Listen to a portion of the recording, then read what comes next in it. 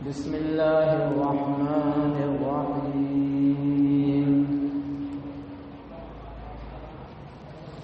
يا أيها الذين آمنوا كتب عليكم الصيام كما كتب على الذين من قبلكم لعلكم تتقون. محترم حضرات،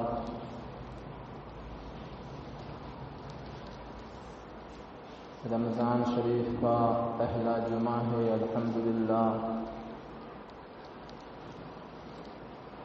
اور ہم سب مسلمان باروزہ ہیں. بڑے ہی بد نصیب ہیں وہ حضرات جو ماہ مقدس میں بھی روزہ نہیں رکھتے اور غیر رمضان کی طرح کھاتے پیتے رہتے ہیں،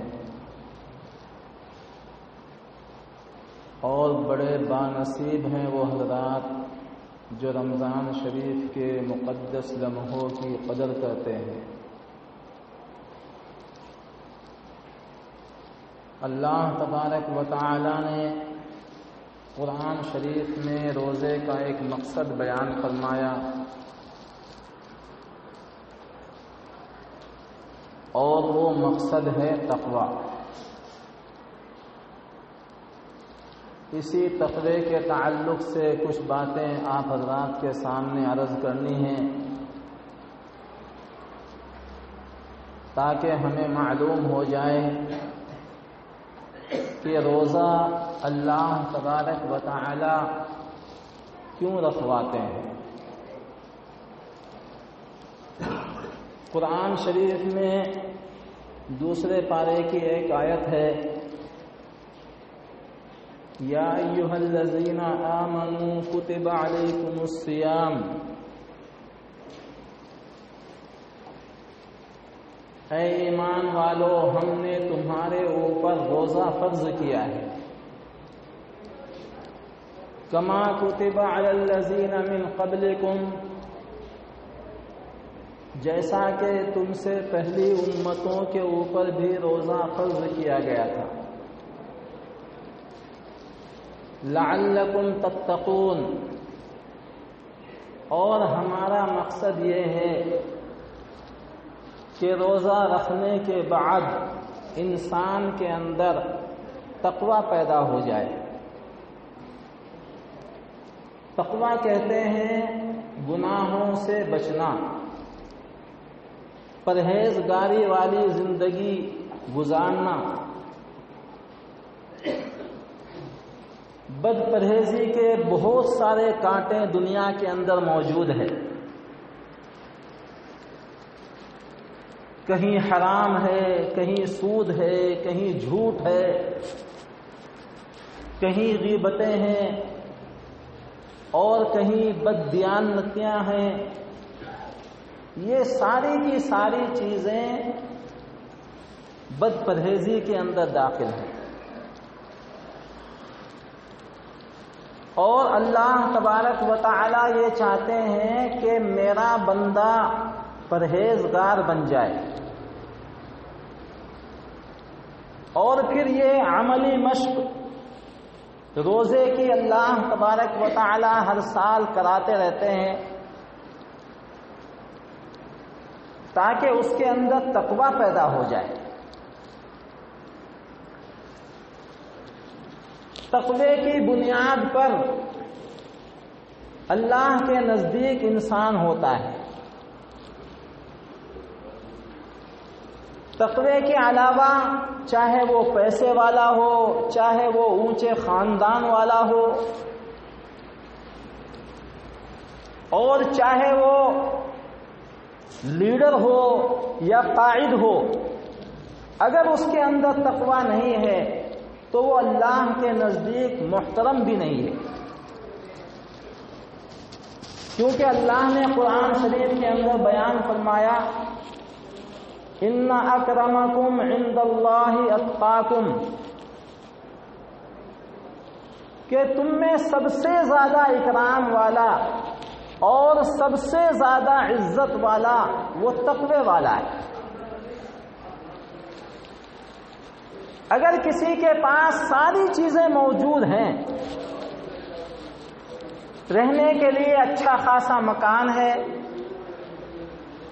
اور بڑے سے بڑا محل ہے، اچھا اس کا بزنس ہے اور خاندانی وجاہت بھی اس کے پاس موجود ہے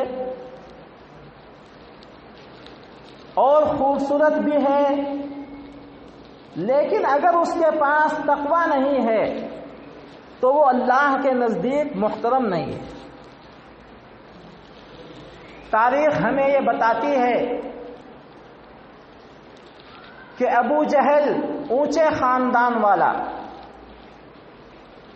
حضور پاک صلی اللہ علیہ وسلم کا رشتہ دار، وجیح چہرہ، خوبصورت انسان اور لمبا چوڑا نوجوان جس کو ابو جہل کہا جاتا تھا، یہ ساری صفتیں اس کے اندر موجود تھی، لیکن تقوی نہیں تھا، اس لیے اللہ کی نظروں میں بھی ملعون، جناب نبی پاک صلی اللہ علیہ وسلم کی نظر میں بھی ملعون،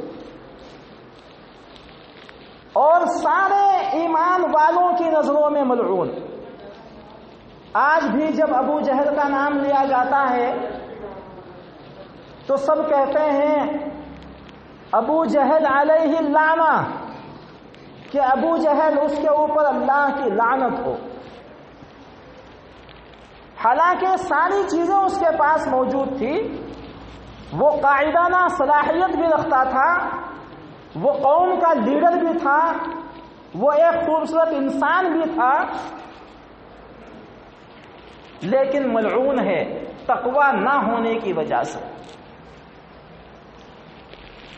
اور دوسری طرف آپ حضرات دیکھیے حضرت بلال حبشی رضی اللہ تعالی عنہ، کالے کلوٹے انسان، حبش سے آئے، حضور پاک صلی اللہ علیہ وسلم کی خدمت میں،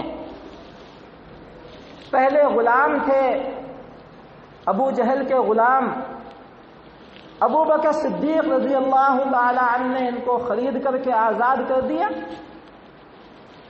بظاہر کالے کلوٹے ہیں، کوئی حیثیت نہیں ہے، بدن کے اوپر کپڑا تک نہیں، ایک لنگی معمولی سی باندھ لیا کرتے تھے اور اذان دیتے تھے، لیکن تقوی تھا، اور تقوی کی بنیاد کے اوپر ان کا کتنا اونچا مقام اللہ کی نظروں میں بھی، رسول کی نظروں میں بھی، صحابہ کرام رضی اللہ عنہم اجمعین کی نظروں میں بھی۔ اور آج ان کو کہا جاتا ہے حضرت بلال حبشی رضی اللہ تعالی عنہ، اور قیامت تک ان کا یہی لقب رہے گا، یعنی حضرت بلال حبشی رضی اللہ تعالی عنہ۔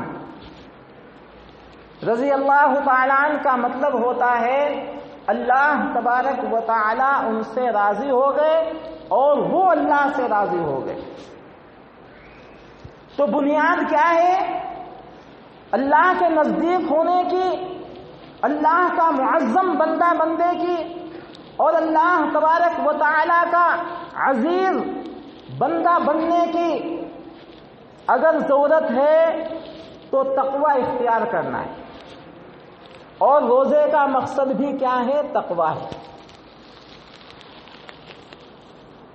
بہت سے لوگ کہہ دیتے ہیں کہ معلوم نہیں اللہ تبارک و تعالیٰ کو کیا ملتا ہے ہمیں بھوکا رکھنے سے۔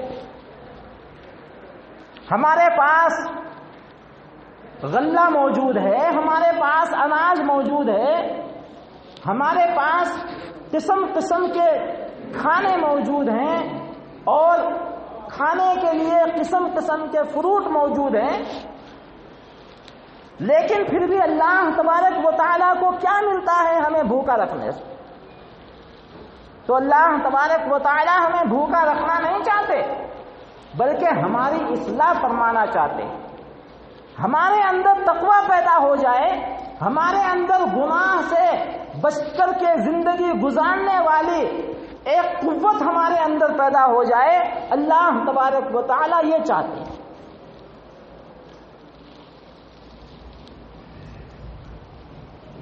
نبیوں کی فہرست میں ایک نبی ہیں حضرت عبد الغفار، بڑے اولو العزم پیغمبر ہیں۔ ایک دفعہ وہ سفر کر رہے تھے، انہوں نے دیکھا کہ ایک خارش والا کتا راستے کے کنارے کے اوپر پڑا ہوا ہے اور اس کے زخموں سے خون بہ رہا ہے۔ حضرت عبد الغفار کے زبان کے اوپر چھی چھی کے لفظ آ گئے۔ اللہ تبارک و تعالیٰ کو یہ چیز پسند نہیں آئی۔ اللہ تبارک و تعالیٰ نے اس کتے کو قوت گویائی دی، یعنی بولنے کی طاقت دی، اور اس نے کلام کیا، نبی سے سوال کیا، حضرت عبد الغفار سے سوال کیا۔ اب آپ کو تعجب ہوگا کہ کتے کی زبان تو الگ ہے، اس نے کیسے سوال کیا ہے نبی سے؟ لیکن جب اللہ تبارک و تعالی قوت گویائی دیتے ہیں تو پتھر کو بھی دیتے ہیں، پتھر بھی بولے ہیں۔ اور جب قوت گویائی یعنی بولنے کی قوت اللہ تبارک و تعالی دینے کے اوپر آتے ہیں تو درختوں کو بھی دیتے ہیں، جانوروں کو بھی دیتے ہیں۔ کیا حضرت سلیمان علیہ السلام کے ساتھ ہدہد نے کلام نہیں کیا؟ کیا حضور پاک صلی اللہ علیہ وسلم کے ساتھ اونٹوں نے کلام نہیں کیا؟ پرندوں نے کلام کیا ہے، جانوروں نے کلام کیا ہے، نبیوں کے ساتھ، انبیاء کرام علیہ السلام کے ساتھ۔ لیکن کب؟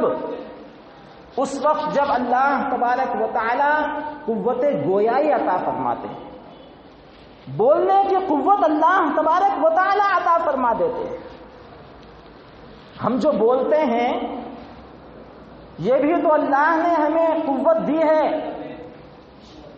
اور آپ نے ایسے لوگوں کو بھی دیکھا ہوگا کہ جن کو زبان بھی ہے، منہ بھی ہے، دانت بھی ہے، اندر حلق بھی صحیح ہے، لیکن پھر بھی وہ گنگے ہیں، بولنے کی صلاحیت اور بولنے کی قوت ان کے اندر نہیں۔ تو یہ تو اللہ کی مرضی ہے، اللہ کا احسان ہے ہمارے اوپر کہ اللہ تبارک و تعالیٰ نے ہمیں قوت گویائی دی، بولنے کی قوت دی۔ قرآن شریف میں اللہ نے ارشاد فرمایا، اليوم نختم على افواههم وتكلمنا ايديهم وتشهد ارجلهم بما كانوا يكسبون۔ قیامت کا میدان ہوگا، اللہ تبارک و تعالی اس منہ کے اوپر مہر لگا دیں گے۔ اليوم نختم على افواههم، آج وہ دن ہے کہ چہروں کے اوپر اور منہ کے اوپر مہر لگا دی گئی۔ وَتُكَلِّمُنَا أَيْدِيهِمْ، ان کے ہاتھ بولیں گے۔ وَتَشْهَدُ أَرْجُلُهُمْ، اور ان کے پیر گواہی دیں گے۔ بِمَا كَانُوا يَكْسِبُونَ، جو کچھ انہوں نے دنیا کے اندر کیا ہے۔ تو قیامت کے میدان میں یہ زبان نہیں چلے گی، اللہ کے سامنے یہ زبان نہیں چلے گی۔ ہم لوگ اس زبان کی وجہ سے دنیا کے اندر رہتے ہوئے لوگوں کے اوپر طعن تشنیع کر دیتے ہیں، ہم لوگ دنیا کے اندر رہتے ہوئے اس زبان کی وجہ سے لوگوں کو برا بھلا کہہ دیتے ہیں اور دغا دیتے ہیں، جھوٹ بولتے ہیں۔ چرب لسانی کی وجہ سے اور چرب زبانی کی وجہ سے ہم لوگ دوسروں کو جو ہے حقیر سمجھتے ہیں، لیکن قیامت کے میدان میں اللہ تبارک و تعالی اس منہ کے اوپر مہر لگا دے۔ تو یہ قوت گویائی جو دیں گے اللہ تبارک و تعالی ہاتھوں کو دیں گے، پیروں کو دیں گے، پیر بولیں گے، ہاتھ بولیں گے۔ قرآن شریف میں سورہ یاسین میں آیت موجود ہے، تو ہم لوگ تعجب نہ کریں کہ کتے کو کیسے قوت گویائی دے دی۔ کتے نے کہا حضرت عبد الغفار کو کہ یہ میری غلطی نہیں ہے کہ میں کتا بنا ہوں، اور یہ میرا کوئی کمال نہیں ہے، یا اسی طریقے سے میری کوئی غلطی نہیں ہے کہ میرے بدن کے اوپر خارش ہو گئی ہے اور آپ مجھے حقیر نظروں سے دیکھ رہے ہیں۔ یہ تو اللہ تبارک و تعالیٰ نے مجھے بنایا ہے، اور آپ کا بھی کوئی کمال نہیں ہے کہ آپ نبی خود بخود بن گئے ہوں۔ کون کہہ رہا ہے؟ ایک کتا حضرت عبد الغفار کو کہہ رہا ہے کہ آپ کا بھی کوئی کمال نہیں ہے، آپ خود بخود نبی نہیں بنے، بلکہ اللہ تبارک و تعالیٰ نے آپ کو نبی بنایا ہے۔ حضرت عبد الغفار کو احساس ہوا اور رونے لگے، اللہ تبارک و تعالیٰ سے معافی چاہیے، اے اللہ مجھ سے بہت بڑی غلطی ہو گئی ہے، میں آپ کی اس مخلوق کو برا کہنے لگ گیا اور اس سے نفرت کرنے لگا۔ اس کے بدن کے اوپر خارش ہے، اس خارش کی وجہ سے میرے ذہن و دماغ کے اندر نفرت پیدا ہو گئی۔ تو حضرت عبد الغفار بہت زیادہ روئے۔ قرآن شریف میں آتا ہے کہ زیادہ رونے والے کو نوح کہا جاتا ہے۔ زیادہ رونے والے کو، جو اللہ کے دربار میں اللہ کے سامنے زیادہ روئے، اس کو نوح کہا جاتا ہے۔ اور یہ حضرت عبد الغفار اتنا روئے کہ اللہ تبارک و تعالیٰ نے ان کو نوح کہہ دیا، زیادہ رونے والا۔ اور قرآن شریف میں ان کا تذکرہ جو اللہ نے فرمایا ہے وہ عبد الغفار کے نام سے نہیں کیا، بلکہ نوح علیہ الصلوۃ والسلام کے نام سے کیا۔ کئی جگہوں کے اوپر اللہ نے فرمایا وَنَادَى نُوحٌ ابْنَهُ، اور ایک جگہ ارشاد ہے یا نوح اہبط، اور بھی مختلف انداز سے اللہ تبارک و تعالیٰ نے نوح کا تذکرہ فرمایا۔ تو زیادہ رونے والے کو نوح کہا جاتا ہے۔ خیر، وہ تو اللہ کے نبی تھے، فوراً سنبھل گئے، اللہ تبارک و تعالیٰ سے انہوں نے دعا فرما لی، معافی کی درخواست کر دی اللہ سے، اور روتے ہوئے گڑ گڑاتے ہوئے اللہ تبارک و تعالیٰ کے سامنے بہت زیادہ توبہ کی، اے اللہ تبارک و تعالیٰ مجھ سے بہت بڑی غلطی ہو گئی ہے، میں نے اس طرح مخلوق کو برا سمجھا اور اس سے نفرت کی۔ یہاں پر ہمیں سوچنا یہ ہے کہ ہم لوگ کس طریقے سے دوسروں کو برا بھلا کہتے رہتے ہیں۔ ہماری نظروں کے سامنے اگر کوئی اندھا ہے وہ بھی حقیر ہے، ہماری نظروں کے سامنے اگر کوئی بہرا ہے وہ بھی حقیر ہے، ہماری نظروں کے سامنے اگر کوئی لنگڑا لولا ہے وہ بھی حقیر ہے، اور کوئی فقیر ہے تو وہ بھی حقیر ہے۔ لیکن ہمیں سمجھنا چاہیے کہ اللہ تبارک و تعالیٰ کی نظر میں سب برابر ہے۔ اگر اللہ کے نظر میں کوئی انسان اکرام والا ہے، اللہ کی نظر میں کوئی انسان عزت والا ہے، تو وہ تقوی والا انسان ہے۔ اس لیے ہمیں چاہیے کہ ہم لوگ اس رمضان شریف کے اندر روزہ رکھتے ہوئے کسی کو حقیر نہ جانیں۔ کسی کو حقیر سمجھنا کسی کو برا چاہنا اور کسی کو برا ماننا یہ انسان کی بڑی غلطی ہے۔ جناب نبی پاک صلی اللہ علیہ وسلم نے ارشاد فرمایا کہ اے لوگو، کسی کے عیب کو تلاش مت کرو، اور یہاں تو بغیر عیب کے عیب لگانے کے اوپر ایک انسان دوسرے انسان کے لیے تلا ہوا ہے۔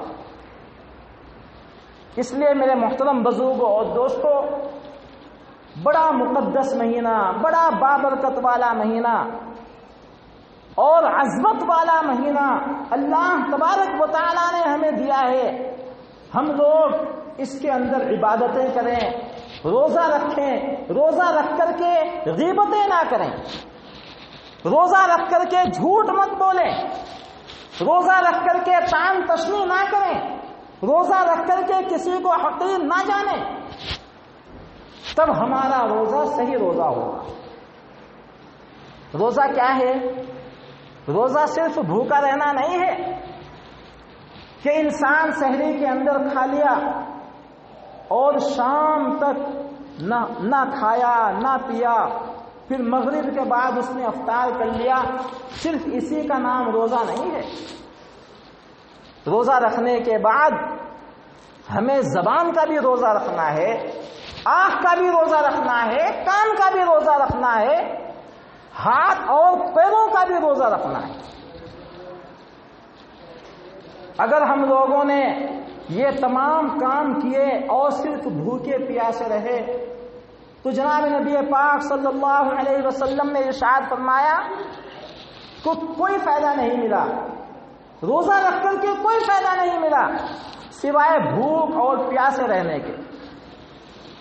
تم نے آنکھوں کا روزہ نہیں رکھا، تم نے کانوں کا روزہ نہیں رکھا، اور تم نے اپنی زبان کا روزہ نہیں رکھا، پیروں کا روزہ نہیں رکھا، ہاتھوں کا روزہ نہیں رکھا، عقل کا روزہ نہیں رکھا، بلکہ نگاہوں سے اور آنکھوں سے غلط چیزوں کی طرف دیکھتے رہے، نامحرموں کی طرف دیکھتے رہے، اور کانوں سے گانے بجانے سنتے رہے، اسی طریقے سے زبانوں سے غیبتیں کرتے رہے، جھوٹ بولتے رہے، تو سارے اعضاء کے روزے ختم ہو گئے۔ روزہ رہ گیا صرف پیٹ کا، اور پیٹ کا روزہ رکھنے سے کوئی فائدہ نہیں، تقویٰ حاصل نہیں ہو سکتا۔ اللہ چاہتے ہیں کہ روزہ رکھنے کے بعد انسان کے اندر تقویٰ پیدا ہو جائے، اور یہ تقویٰ پیدا ہوتا ہے اس وقت جب انسان سارے گناہوں سے بچ کر کے اپنے روزے کو مکمل کرے۔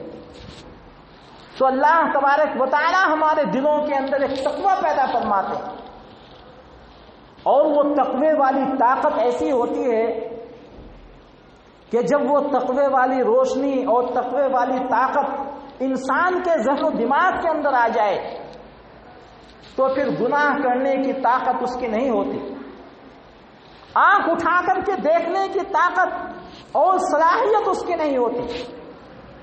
اس لیے میرے محترم بزرگوں اور دوستوں، اللہ نے خاص طریقے سے ارشاد فرمایا لعلکم تتقون، کہ روزے کا مقصد یہ ہے کہ بندوں کے اندر تقوی طہارت والی زندگی آ جائے، اور گناہوں سے بچ کر رہنا اور گناہوں سے بچ کر زندگی گزارنا، یہ صلاحیت اور یہ قاعدانہ صفت انسان کے اندر پیدا ہو جائے۔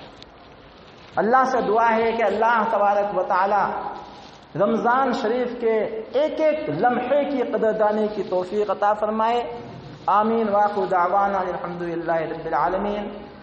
اور میرے محترم حضرات، آپ حضرات سے گزارش کی جاتی ہے کہ مسجد میں آئیں یا مجمع میں جائیں، بھیڑ میں جائیں تو ماسک ضرور پہنیں، اور سوشل ڈسٹینسنگ یعنی فاصلہ، سماجی فاصلہ رکھیں۔ مسجد کے اندر بھی، نمازوں کے اندر بھی فاصلے کے ساتھ کھڑے ہوں۔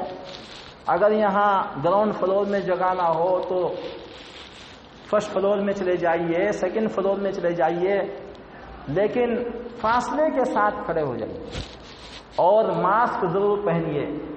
سینیٹائزر کا استعمال کیجئے، کیسز بہت بڑھ رہے ہیں، اور اوپر سے بھی حکم ہے چیکنگ بھی آ سکتی ہے مساجد کے اندر۔ بمبئی میں مسجد کے اندر ہی پولیس گھس گئی اور کمیٹی کے افراد کو پکڑ کر کے لے گئی۔ ایک شادی بیاہ کے اندر پولیس گئی، 25,000 دلہا والوں سے لی۔ یعنی اتنی سختی چل رہی ہے، اس لیے ہم لوگوں کو چاہیے کہ احتیاط برتیں اور کانوں سے ان چیزوں کو سن کر کے عمل کرنے کی کوشش کریں۔